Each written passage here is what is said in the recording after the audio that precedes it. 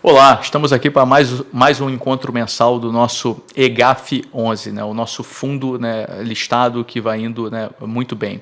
Eu sou o Bruno Lund, diretor da Eco Gestão de Ativos, e aqui comigo, como sempre, Antônio da Luz, nosso economista-chefe, né, para nos brindar aí com a sua, né, sapiência. Antônio, tudo bem? Tudo bem, Bruno? Que bom estar com você, que bom estar com o nosso investidor, com o nosso diletante do EGAF 11. E temos bastante coisa para conversar hoje com o nosso investidor, porque as oportunidades estão aí e a virada no agro está acontecendo. Afinal de contas, é uma outra safra, é um outro momento. E, Bruno, você está todo dia em contato com as revendas. E a nossa tese é de revenda de insumos. Exato, e o EGAF compra só cotas sêniores de revendas que são o creme de la creme. Me diz uma coisa, como é que estão sendo essas conversas com as revendas? Como é que está a perspectiva para o caixa? Como é que eles estão enxergando a safra 25? Como é que você está enxergando elas? Antônio, acho que essa é uma excelente pergunta. Afinal, a tese do nosso fundo, como você bem falou, é uma tese de revenda, né, de investir, né, em CRAs de revendas, né, majoritariamente em cota sênior, para dar, inclusive, muito mais proteção ali para o nosso, né, investidor. Né? E eu queria responder essa tua pergunta já reto e direto. A gente acha que as revendas vão muito bem para a próxima safra. A gente acha que, né, o pior já passou, né, no agro, e que as revendas vão muito bem para a próxima safra. E por quê? Se a gente contextualizar isso na história, né, você pega o ano de 21, foi um ano muito bom para as revendas, né? Foi um ano de boas margens, bons preços de commodities. O ano de 22, então, nem se fala, foram anos maravilhosos em que as commodities bateram lá, a soja bateu R$200, então aumentou muito a margem, né, das revendas. Né? 23, né, foi um ano muito desafiador ali para as revendas, foi um ano que, inclusive, gerou um pouco de preocupação aí no mercado, e a gente estava aqui monitorando, né, muito de perto, né, e estava confiante nas nossas revendas. Por quê? Porque com a guerra da Rússia, né, e da Ucrânia, né, isso afetou, né, o preço dos insumos, né, que eram vendidos para essas revendas. Então as revendas acabaram, né, nesse momento de incerteza, não sabiam se iam ter fornecimento para entregar para os seus produtores ou não, acabaram comprando, né, volumes grandes, né, de estoques a preços altos, né, que foram os preços que se configuraram ali nas proximidades ali da guerra, tá? E depois tiveram que vender esses produtos a preços mais baixos ao longo do ano, porque o preço, né, cedeu, e com isso apertou muito a margem das revendas, apertou a margem, apertou o EBITDA, apertou, né, o resultado ali na última linha das revendas. As revendas em 23, na média, vieram com um balanço machucado, né? Elas ainda, né, estruturalmente muito boas, mas conjunturalmente com balanços ali machucados quando você olhava, né, o balanço. 24, né, quando a gente olhava lá atrás e tinha de perspectiva, seria um ano de recuperação, e foi para muitas revendas, só não foi... Para a maioria delas, né? Para a grande maioria. Para a grande maioria foi um ano de recuperação. Foi um ano de recuperação. E por que não foi para todas? Acho que isso é importante a gente falar aqui para o nosso investidor. Não foi para todas porque a gente teve quebras ali em algumas regiões ali do Centro-Oeste e tivemos a enchente no Rio Grande do Sul. Então, revendas que tinham exposição nessas áreas acabaram não se recuperando, né, sobremaneira, né, da forma como as outras, né, que não tinham exposição nessa área se recuperaram. 24 foi um bom ano, foi um ano em que, né, o custo desses insumos estava baixo, então ela comprou a preços, estoques a preços, né, muito baixos, né, tirou o pedido do outro lado e conseguiu imprimir uma boa margem. Só as revendas, né, que estavam com exposição ali no Centro-Oeste e enchente no Rio Grande do Sul, que não tiveram essas margens maravilhosas, porque na última ponta o que houve foi esses clientes dela que estavam naquela região acabaram tendo quebras, né, e naturalmente, né, uma parcela do que eles deveriam pagar a revenda de volta teve que ser renegociado, coisa que já foi. Então já aconteceu, as revendas em 24 já fizeram essa renegociação, né, para os produtores que tiveram problemas ali no Centro-Oeste e com as enchentes ali no Rio Grande do Sul. Então isso já foi, tá? Isso obviamente, né, apertou um pouco o caixa das revendas, porque o que ela esperava, né, receber no contas a receber dela não veio, né, na magnitude, no nível que eles estavam esperando. As revendas tiveram que fazer uma boa gestão, né, desse caixa, né, e se financiar para fazer frente a isso. Já fez as recuperações, já fez, né, as renegociações que precisava fazer para a safra, né, de 25, né, e a gente acha que, né, isso tendo feito, né, agora está um melhor momento para a revenda, porque ela já fez o que precisava fazer, já puxou o caixa que precisava puxar, já contratou e já comprou o que precisava para a safra 24/25, tá? Então já está tudo contratado, né? Os investimentos, os produtos, os estoques já estão todos feitos nessas revendas, né? E agora é só aguardar, né, o resultado dessa safra, que parece que vai muito, parece não, que começou muito bem e tudo indica que irá muito bem. Certo, Antônio? Então, nossa perspectiva aqui para o segmento de revendas, e em particular, por que isso interessa a você, investidor do EGAF? Porque 80% do fundo, pelo menos, está investido em revendas. Nossa perspectiva é muito boa para 2025. Bruno, então nós temos o seguinte cenário. Nós temos as revendas que performaram bem em 2024 e nós temos as revendas que tiveram que renegociar a dívida dos produtores que foram afetados pelos problemas climáticos em 24, eles vão pagar agora em 25. Só que eles começam a pagar agora a partir de fevereiro, que é quando começa a entrar a safra. Então quer dizer que as revendas elas vão ter a entrada do dinheiro do pagamento da safra 25 e mais aquilo que elas passaram para agora o início do ano de 25, que se refere a 24. Então eles vão ter 2 recebimentos, correto? Vai melhorar o caixa. Exato. Nós teremos o reflexo, né, basicamente o inverso do que aconteceu. Agora em 24, essas revendas sofreram um pouco o aperto de caixa e tiveram que fazer uma boa gestão de caixa, se financiar, arrumar linhas de financiamento para fazer frente a essas renegociações, né, e todas elas fizeram, porque as renegociações já aconteceram, né, e elas estão, né, aí bem. Só que agora elas vão receber não só o caixa da safra normal, que seria a safra 24/25, como você bem notou, como também o caixa da safra anterior, né, dessas renegociações. Então, ela agora, muito provavelmente, a revenda vai, né, ao longo do ano de 25, vai estar com um problema bom, que é caixa, né, que é dinheiro no caixa, né? Então, ela vai ter mais dinheiro do caixa do que ela esperaria ter numa safra normal. Por isso que a gente acha que o pior já passou, né? O pior já passou, as revendas que a gente trabalha no fundo, né, que trabalha aqui na Ecoagro, geriram isso muito bem, a gente acompanhou elas muito de perto, conversou com muitas delas, entendeu como elas estavam fazendo gestão, né? Elas melhoraram muito, né, a sua forma de gerir, muitas delas começaram a ir para barter também, para estar mais bem casado com o preço da commodity, né, para não correr riscos de preço de commodity, né, no meio do caminho, né, de agora até a colheita da safra, tá? E também estão com estoques, né, bem mais baixos, ou seja, estão tirando pedidos antes de fazer compras, que é o modus operandi usual das revendas, mas que naquele momento da guerra, em que teve que comprar estoques, né, volumosos e a preços mais altos, era um momento de incerteza que não sabia se ia ter suprimento para todo mundo. Elas voltaram agora ao modus operandi normal, que é tirar pedido e comprar. Então, de verdade, elas estão num modo de boa gestão e vão estar agora, né, com mais caixa do que normalmente, porque vai ter o caixa da safra normal e o caixa da safra anterior dessas renegociações. Então, pior já passou, né? Isso é muito boa notícia, né, para os nossos investidores, né, porque o nosso fundo está exposto a essas revendas, é uma exposição a essas revendas. Passamos por 24, né, incólumes, né, não tivemos nenhum problema, não temos nenhum alerta vermelho ainda, né, e nessas alturas nem vai ter mais, porque tudo indica que nem teremos, o pior já passou. O pior já passou e a safra já começou, né, e elas já fizeram as compras que precisavam fazer para, né, vender para os seus produtores, né, os insumos, né, para que, né, na colheita, né, os produtores repagassem essas revendas. Então, o pior já passou. Eu acho que é uma muito boa notícia. Então, a nossa expectativa é muito positiva, né, para o segmento, que é o segmento principal aqui da nossa tese, né, do EGAF. Então, acho que valia a pena a gente começar o vídeo, né, falando disso, para dar um pouco de cor aqui para o nosso investidor. Ainda tem muita notícia e mídia negativa, né, sobre o agro, infelizmente, mas, né, na nossa leitura, o pior, né, que poderia acontecer já passou, uma ou outra ficou para trás, por exemplo, a AgroGalaxy, mas se você pegar as outras grandes, nenhuma teve problema de... Mas a AgroGalaxy, ela não é uma revenda, né? Ela é um fundo que administra revendas, né?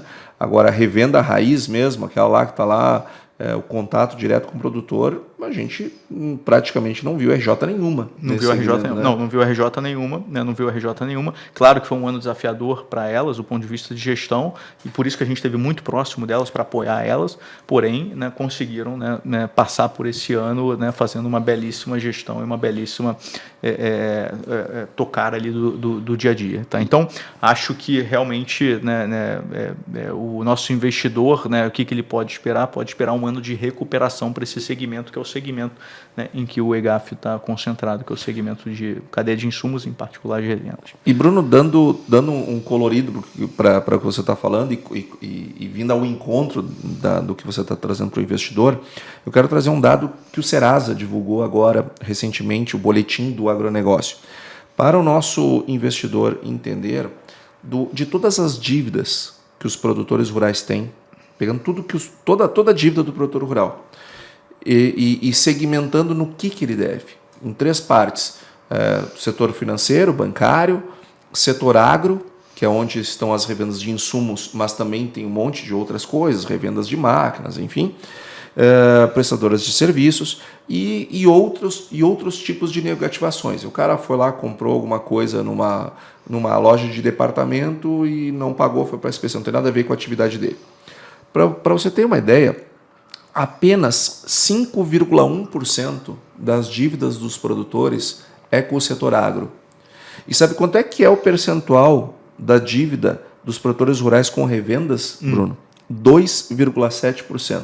Então, de tudo que os produtores devem para a revenda de insumo, é só 2,7%. Por quê? Porque a revenda é a última instância. O produtor que deve a revenda está fora do jogo. E é uma relação mais 1 a 1 entre o produtor e o dono da revenda, o gerente, enfim. Então, isso é naturalmente um setor de baixa inadimplência. Por isso que a gente gosta tanto, por isso que a gente acredita tanto, mas veja que... E é por isso que a gente montou a nossa tese assim, em né? cima disso, para claro, explorar esse engajamento que existe entre o produtor e a revenda essa vontade de pagar o produtor o mais rápido possível a revenda para conseguir faturar na próxima safra, né? Para conseguir plantar, para conseguir ter os insumos para plantar e colher na próxima safra. E o boletim do Serasa, ele é do final do primeiro semestre de 2024. Então, ou seja, quando nós estávamos vivendo o pior momento. Sim. A taxa de inadimplência com as revendas de toda a dívida que o produtor tinha, só 2,7% era com revenda de insumos, por isso que a gente acredita tanto no setor. Mas, Bruno, a gente acompanha, é bom que o investidor saiba, a gente olha os comentários lá no YouTube, nas redes, a gente monitora, porque, enfim, a gente está aqui para atender. Muito obrigado pelos comentários, são sempre muito, muito generosos e muito positivos, e muitas perguntas são feitas, a gente vê que vocês têm um conteúdo bastante interessante, vocês sabem o que estão fazendo, isso nos enche de orgulho. E um ponto que foi bastante debatido, o pessoal se ligou, era que o EGAF pagou um pouco menos no mês de novembro, referente a outubro, referente a novembro, claro, pagou em dezembro em relação a novembro, claro. E foi menos do que tinha pago em outubro. Mas, claro, a gente também teve mais feriados. Exato. Nós tivemos menos dias úteis. E cada feriado, tudo bem, a gente fica em casa, mas a gente ganha menos dinheiro, né? E como é que foi o pagamento de rendimentos? Não, com certeza, né? O pagamento de rendimentos foi 1,06, aí você fala, nossa, mas tinha sido 1,25, 1,24 no pagamento anterior. O que houve? Algum problema? Não, problema zero.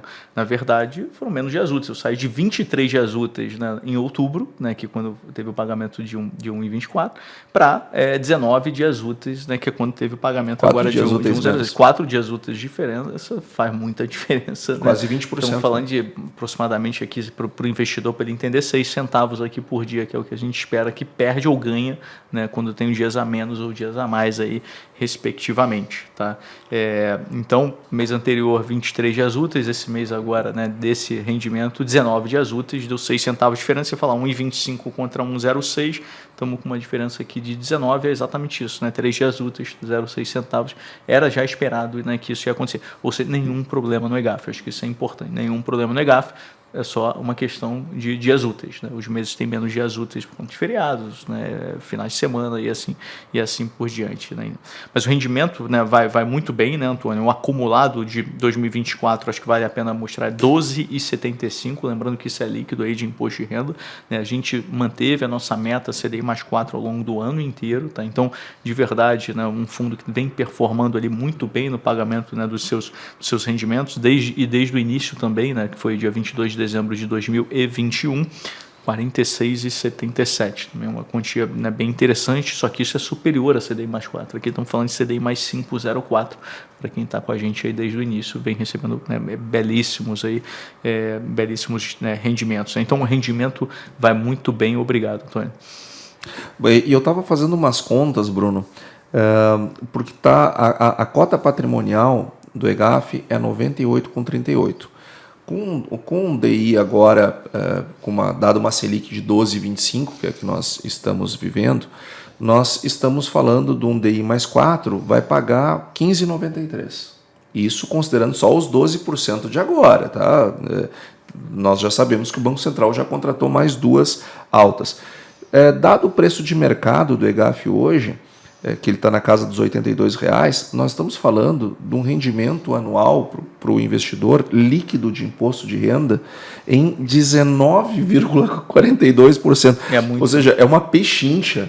O EGAF está uma pechincha. E nós sabendo, então, que o Banco Central, o Copom, já contratou 2 altas de 100 pontos para as 2 próximas reuniões, aí, se nós fizermos a conta lá quando estiver em maio, nós estaremos falando aos preços de hoje, né, quem comprar agora, em um rendimento líquido de imposto de renda de 21,80%, quase 22%. É muita coisa. É muito rendimento para um fundo com nível de segurança que o EGAF... Que deu zero problema, com todo o problema que aconteceu no agro brasileiro esse ano, zero problema, zero. Demonstra a robustez da nossa tese, né?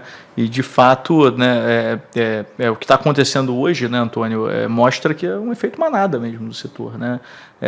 Excesso de mídia negativa, que está batendo em todos os fiagros, né, ao mesmo tempo, né, não só no nosso, mas em todos. O nosso tem caído menos do que os outros, né, o que a gente acha positivo, olhando o copo meio cheio, né, bom, né, por um lado, né, mas por outro lado a cota ainda está comprimida. Quando você olha a diferença, né, entre o contábil e o secundário, é isso que você falou. Atualmente nós estamos no nível de 82, mas o contábil está 98,38, fechou novembro em 98,38. Essa queda agora foi uma queda, né, que veio inclusive pós o fechamento de novembro, porque no fechamento de novembro, né, a gente terminou o secundário, estava, né, com 88,59, né, o secundário no fechamento de novembro, e agora no dia 12 de dezembro, ontem, né, no caso, ontem, estava 82,22 no fechamento, ou seja, um preço muito baixo, mas muito baixo mesmo, e é por efeito manada, porque o contábil vai muito bem, o fundo vai muito bem, como a gente, né, vai falar aqui, né, nos nossos resultados, tá?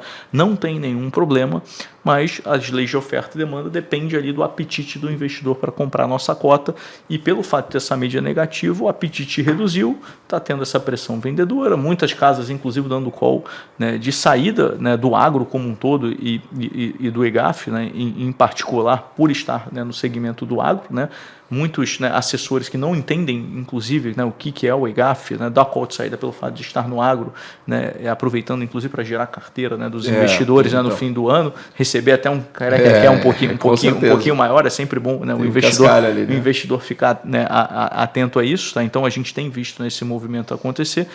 E obviamente, né, que isso acaba pressionando a cota para baixo, tem pressionado a cota de todos os fiagros, não é só do nosso. Tá? Mas a gente não vê nenhum problema. Né, na verdade, isso é uma belíssima oportunidade de compras. Né? É uma belíssima oportunidade de compra.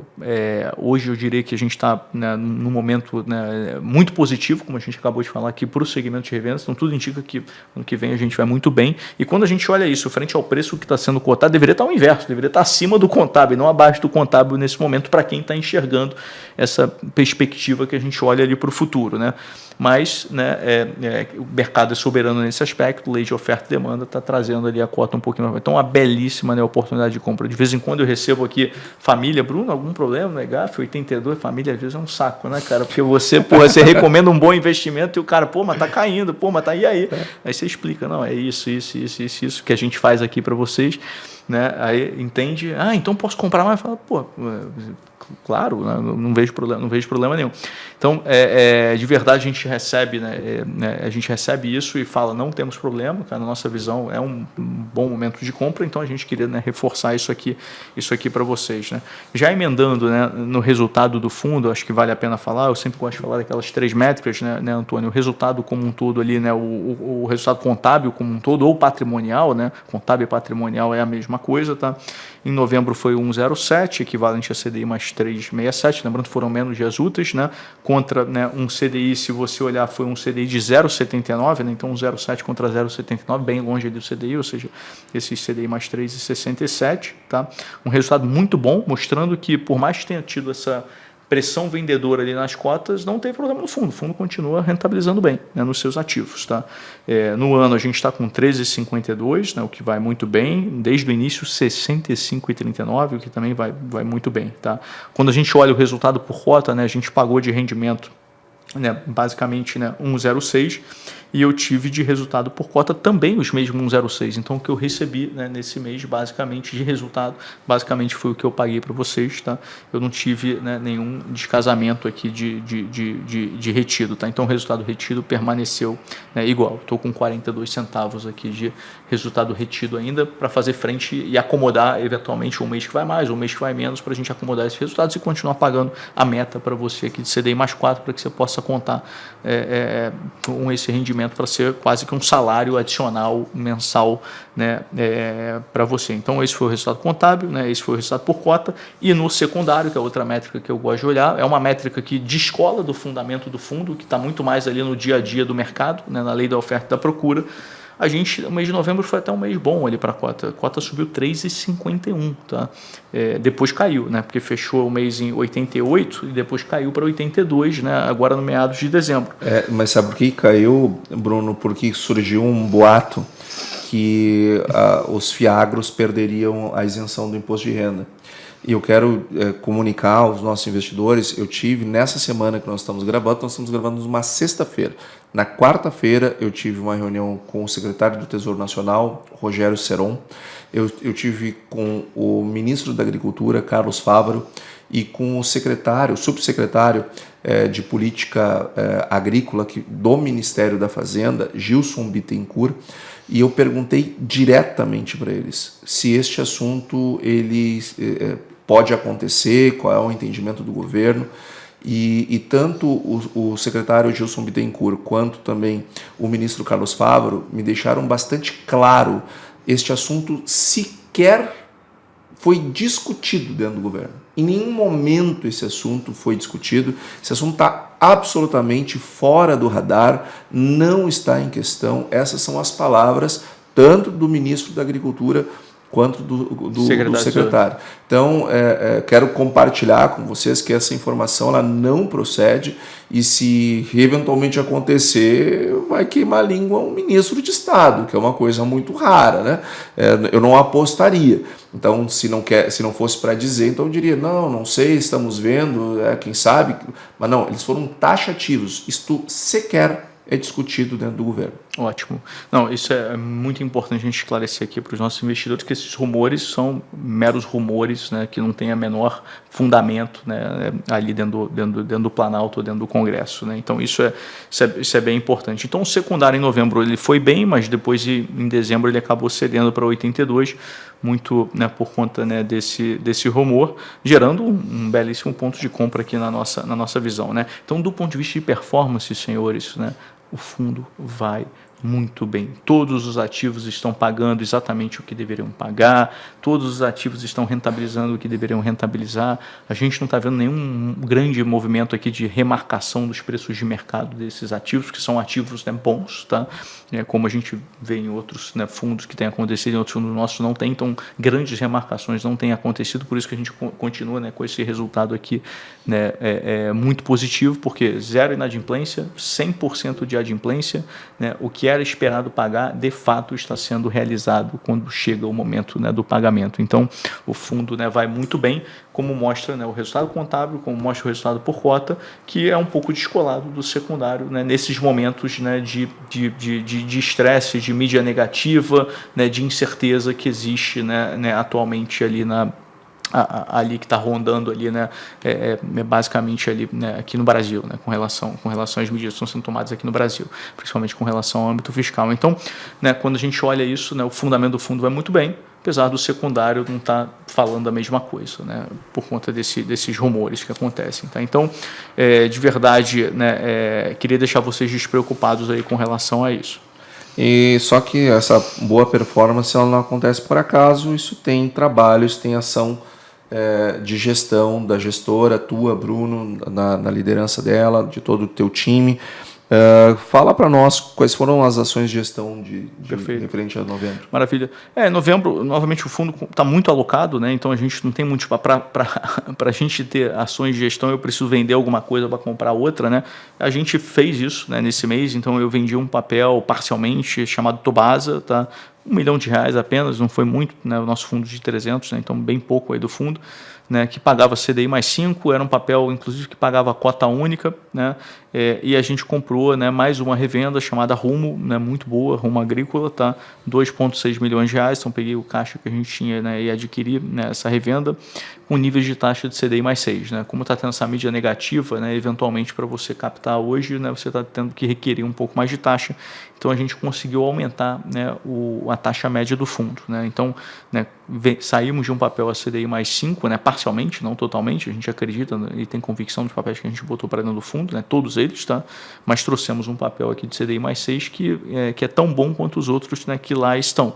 Né? Não é mais 6 porque ele é pior, não, é um momento de mercado que fez com que tivesse que ser CDI mais 6, né, para captar, e a gente está, né, aproveitando e trazendo, né, esse benefício, né, para o investidor. Com isso, nosso fundo vai de 30 ativos para 31 ativos, né, muito pulverizado, né, continua presente, né, em 14 estados, né, da federação, é bastante estado aqui da federação, os principais aí, produtores, né, do agronegócio.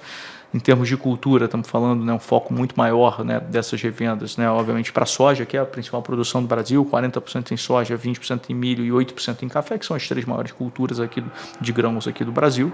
Né, e com esse movimento, a gente trazendo esse papel da Rumo, né, a gente aumenta, né, o número de produtores que são cedidos, né, fiduciariamente, os recebíveis desses produtores, né, que estão no contas a receber dessa revenda, que são cedidos como garantia aqui para o fundo, tá, aumenta de 34.600 para 35 mil produtores, ou seja, mais pulverização ainda, né? Aquele pilar que a gente fala aqui para vocês, né? Um tripé, né? Basicamente é pulverização, tanto em número de ativos quanto em número de produtores atendidos, né, por essas revendas, que são trazidos como garantia para debates desses CRAs. O outro pilar, subordinação, os papéis que a gente compra, né, de revendas geralmente tem subordinação de 30%, né, dá mais um nível de segurança, e excesso de garantia. Sempre que a gente puxa a garantia, a gente não puxa 1 para 1, a gente puxa 1 para 1,2 geralmente, né, 120% de garantia, dando mais um colchão do 30 com colchão do 20, né, do excesso de garantia, estamos falando de 50% de colchão, né, que é muito colchão. Então, mesmo que, né, um ou outro produtor ali que esteja debaixo dessas revendas não pague, renegocie, que aconteceu um pouco em 2024 agora, né, isso não chega nem perto de bater na cota sênior. Teria que 50%, né, dos recebíveis teria que atrasar para chegar na cota sênior. E, cara, se isso acontecer, a revenda está morta e não sabe, ou seja, não é o nível de revenda que a gente, né, traz para cá quando a gente faz toda a nossa. Mas vai quebrar muita coisa junto também, né? O Brasil inteiro quebra junto. Aí o Brasil inteiro quebra junto, com certeza, tá? Então, essa foi a principal ação de gestão, né, aí do fundo. Tá? Do ponto de vista, né, de papéis, tá?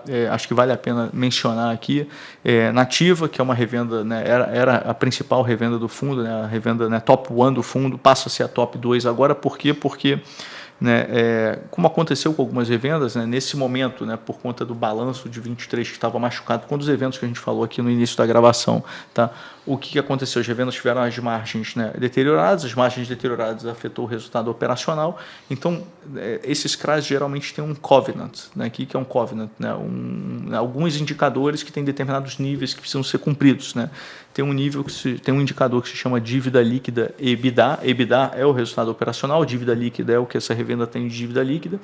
Como as margens foram pressionadas, tá, e o EBITDA caiu, e o EBITDA está no denominador, né, desse indicador, o que aconteceu? Esse indicador subiu. Sim, não é a dívida, então, que aumentou. Não é a dívida que aumentou, o EBITDA caiu. Então, assim, o que aconteceu, né, em algumas revendas, e na Nativa também aconteceu isso, né, esse covenant foi quebrado. Né, o covenant, né, superou, né, o que estava ali estabelecido como o limite superior, né, desse covenant por causa desse momento, né, adverso ali, né, para o setor.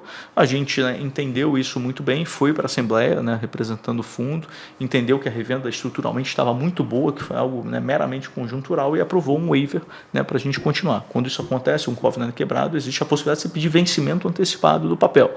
A gente não fez coro para isso, pelo contrário, a gente acha que a revenda vai bem, muito obrigado, não tem por que vencer antecipado, né, mas no objeto, né, dessa Assembleia, né, foi tratado, né, foi solicitado ali pelos investidores, não, tá bom, a gente dá o waiver para você, mas para você mostrar que você está saudável, né, amortiza 5% do papel, E ele falou, não, tudo bem, amortizo 5%. E a amortização aconteceu exatamente como tinha sido previsto ali na Assembleia. Por quê? Porque a revenda está saudável, como, né, a gente de fato, né, vinha, né, monitorando, né, e vinha sendo, né, mostrado nos nossos relatórios. Tá? Então, aconteceu esse movimento, né, amortizou esses 5%. Com isso, a ativa, né, deixa de ser a revenda top 1, passa a ser a top 2, ainda muito relevante. Não temos preocupação com relação a ela, acho que isso, né, é claro. Né? E agora, mais ainda, quando ela consegue pagar, né, uma amortização ela diminuiu, de 5%, pagou o principal. Pagou o principal, né, mostra que, de fato, né, ela tinha, né, capacidade de pagamento, né, quando, né, os investidores, né, solicitaram.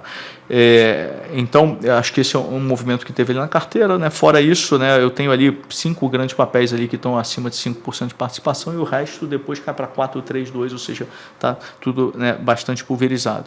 Quando se olha, né, o tipo de securitização que a gente tem, 90%, né, dos nossos papéis são sêniores e 10%, quer dizer, desculpa, 85% é sênior e 15% é de cota única, são papéis ali naquelas teses oportunistas, como eu já mencionei para vocês, mas 85% ali de revendas. Tá? E quando, né, olhando um pouco mais aqui para o fundo, né, se a gente for ver o que a gente recebeu nesse mês, novembro é um mês de recebimentos módicos, né, é um mês em que, né, os grandes recebimentos dos nossos papéis é junho e dezembro, que está acoplado com safra e safrinha, a gente sempre fala isso aqui. Em novembro, né, não tivemos grandes recebimentos, o que a gente teve foi essa amortização de nativa, né, e a gente teve, né, alguns outros recebimentos desses papéis de cota única que pagam, né, mensalmente. Tá? Em isso acontecendo, basicamente recebemos, né, caixa de 5 ativos e isso pagou exatamente 1,06 por cota, que foi exatamente o rendimento que a gente pagou. Então, o que a gente recebeu, a gente repassou aqui. Bruno, vamos dar um spoiler? Nós estamos gravando esse vídeo dia 13 de dezembro. Como é que estão os recebimentos de dezembro? Os recebimentos de dezembro, quando a gente já fez nosso dever de casa, né, já bateu, né, em cada um dos CRAs, né, e viu que os juros já estão retidos. Tá? Então, assim, todos os papéis que, né, que vão pagar agora em dezembro, né, que a gente tem a expectativa, né, do volume que vão pagar, né, o realizado já estão todos retidos, né, e não temos nenhuma preocupação com a realização desses pagamentos. Ou seja, dezembro vai ser um mês de pagamentos, tá, volumosos aqui para o fundo, todos retidos, sem nenhum problema. Né, vamos ter aqui uma safra de pagamentos agora aqui de dezembro, né, de 100% de pagamento, né, ou seja, saúde perfeita aqui do fundo. Tá? Então, é bom trazer esse spoiler aqui de vez em quando. A gente já fez esse dever de casa, é sempre bom dividir. Sim, porque junho e dezembro são meses de muita concentração de recebimento. Exato. Se dá um problema em junho ou dezembro, aí o fundo ele pode ter problema. Isso. Agora, do contrário também é verdadeiro. E dezembro já está tranquilo, então não só dezembro, mas os próximos meses sem dúvida, garantido. Sem dúvida, é exatamente isso. Né? A gente recebe ali quase R$6 por cota ali em dezembro. Tá, eu vou trazer o número exato para vocês aqui, né, no próximo vídeo, mas é caixa para pagar não só dezembro, como os meses, né, posteriores, que é o que você bem mencionou aqui agora. Tá? Então não temos problemas e vamos continuar nos próximos meses sem problemas. Sem problemas. Bom, quando a gente olha, né, para a nossa carteira, né, nosso fundo continua, não fizemos follow-on, né, então, né, continua com um PL ali de R$308 milhões, rentabilidade dos nossos ativos, né, alvo dos nossos, né, CRAs e fundos que lá estão, CDI mais 5,11 é a rentabilidade de carrego, né, desses papéis, que é uma rentabilidade muito boa.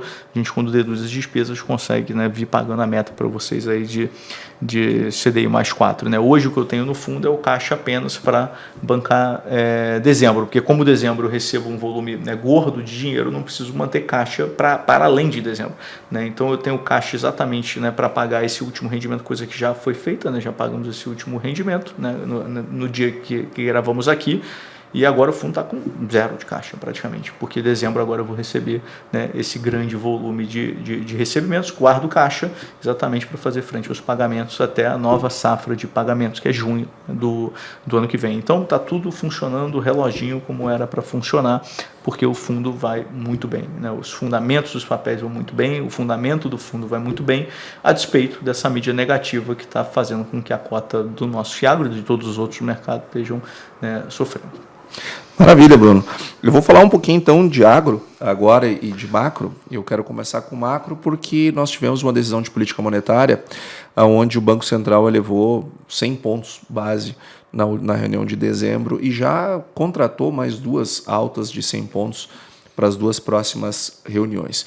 Então, a nossa Selic ela vai a 14,25 no mínimo, e seguramente, né, ou possivelmente seguirá subindo mais um pouco. Imaginamos aí que ela vai a 15%, talvez eventualmente possa a terminal dela passar um pouquinho. Implícito na curva está acima disso. Está acima, mas... 15,25 ali, aproximadamente para julho, agosto. Isso, mas vamos ver como é que vai andar no Congresso, o pacote, daqui a um pouco o pacote pode ser melhorado no Congresso, e aí o mercado derruba um pouco a curva, mas vai ser por aí, né? Ninguém tem dúvida que vai ser por aí, justamente porque o pessoal estava com medo que a inflação pudesse voltar de novo para 8%, 9%, que era o que estava sinalizando a partir desse conjunto macro que nós estamos vendo, onde o impulso fiscal vai aumentando a demanda agregada, vai gerando uma série de problemas, e tem muita gente que diz assim, poxa, mas Antônio, como assim? O PIB está crescendo maravilhosamente bem. O emprego lá, estamos em pleno emprego. Qual é o problema? O problema é que em 2013 e 2014 nós também estávamos assim, PIB crescendo maravilhosamente bem em pleno emprego. Depois vivemos a pior crise econômica da história do Brasil. Porque ninguém tem dúvida que os impulsos fiscais eles geram crescimento no curto prazo, mas também ninguém tem dúvida que isso não é sustentável. Então, esse conjunto tem feito tem trazido uma resposta por parte do mercado. Nós estamos vendo a LTN saindo a quase 15%. Poxa, se o governo está pagando 15%, o que sobra para nós, réis mortais, né? Então o dinheiro realmente ele fica mais caro, e é bom o nosso investidor ter também clareza que as revendas de insumo, Bruno, fazendo um link com o que tu trouxeste agora há pouco, as revendas de insumo elas vão estar com um caixa mais robusto justamente no momento de juros mais altos, o que é uma vantagem para elas, não tenha dúvida. Então nós estamos com um período de ajuste, o pacote, como todos vocês sabem, ele foi muito abaixo daquilo que é necessário, de acordo com as próprias contas do governo. Se nós pegarmos as contas do governo, não gera 0 de resultado primário no ano que vem. Não gera. E não gera 0,25 de primário positivo em 2026. E quando nós olhamos as contas feitas pela instituição fiscal, que é ligada ao Senado, nós vemos lá um resultado bem abaixo. Outras casas também fizeram contas, o resultado é um pouco mais da metade daquilo que o governo está calculando. Então, o pacote ele foi bastante decepcionante, mas a gente tem expectativa que, quem sabe, no Congresso ele seja um pouco mais alargado. O Congresso tem um histórico disso, basta lembrar a reforma trabalhista, que o governo mandou uma coisa e saiu outra bem mais acertada. Falando de agro, pessoal, quando nós olhamos os boletins meteorológicos, nós estamos vendo todos os boletins apontando para um regime de chuvas absolutamente adequado para os próximos meses. Nós estamos entrando num período crucial da lavoura, que é justamente agora em dezembro, quando as plantas entram em floração, depois vem enchimento de grãos. Então, ter chuvas nesse momento ele é muito importante. E períodos que intercalam chuva e sol, porque a planta também precisa de luminosidade, isso é muito importante. E até este momento, nós estamos tendo um desenvolvimento da safra brasileira perfeito, não tem nada a reclamar. Aquele atraso que aconteceu por conta das queimadas foi absolutamente superado. O nosso ritmo de plantio foi melhor em 2025 do que a safra 24, diga-se de passagem. Então, e quando nós olhamos para frente, a partir dos boletins, tudo sugere que nós vamos ter este cenário muito bom. Então, até este momento, tudo o que nós sabemos sobre a safra brasileira é de safra cheia, é de recorde de produção no Brasil. Estamos também com um nível de travamento de preço muito maior que 24, Bruno. Isso foi um problema, porque os produtores, em virtude dos preços, optaram por não travar tanto, e depois o preço caiu e foi um problema. Esse ano não, os produtores estão bem travados e vão chegar mais travados ainda no pré-colheita, a gente acredita ali na casa de 50%. Então, o que é suficiente para fazer todo o caixa do primeiro semestre. Então, nós estamos vendo um ano de 2025 bastante alvissareiro, bastante positivo, seja do ponto de vista dos preços, seja do ponto de vista da safra. Deve ser um ano muito bom. Com um câmbio mais alto, as exportações brasileiras ficam mais atrativas lá fora. Então, tudo sugere que nós vamos deixar, Bruno, os problemas de 24 em 24, e vamos viver um ano de 2025 mais parecido com aquilo que o agro brasileiro é. Um setor que dobra de tamanho a cada 20 anos. Diferente do PIB brasileiro, ele dobra a cada 30 e poucos. Diferente da indústria, que dobra a cada 60, o agro dobra a cada 20. E isso acontece apesar de termos alguns anos que não são tão bons, como aconteceu em 24, porque é uma indústria a céu aberto. Agora, a linha central do crescimento é absolutamente para cima, é exponencial, e nós estamos bastante seguros que 2025 vai ser um ano muito bom para o agro brasileiro. Perfeito, Antônio. Acho que isso é importante, que dá um sinal motivador aqui, né, para os nossos investidores e para brasileiros em geral, né, que vai ser um ano, né, muito bom ali, né, para o agro, né, a despeito do que está acontecendo ali, né, na economia. Acho que vale a pena, né, terminar exatamente falando, o pior já ficou para trás, gente, de verdade, o pior já ficou para trás, e tudo indica que 25 vai ser um ano muito positivo para o agronegócio e para o segmento que a gente atua, né, que é as revendas. Então, né, vem com a gente, continua aqui com a gente, né, porque tenho certeza que vai ser um ano muito bom, né, para você, né, investindo aqui com a gente. Então, muito obrigado, tá, por esse, né, mais um encontro, por você estar aqui com a gente, né, nos escutando, né. Não deixe de nos seguir nos nossos outros canais, temos o nosso podcast toda segunda-feira, enquanto o Antônio fala um pouquinho, né, do macro ali na veia, né, dedo no pulso ali, né, falando um pouquinho do que acontece, né, tanto no macro quanto no agro. Então, se você gosta, né, desse tema, né, nos acompanha ali nas principais plataformas ali de streaming, e fique com a gente aqui no nosso canal aqui do YouTube vendo os nossos vídeos, tá? Muito obrigado e até o nosso próximo encontro. Até logo.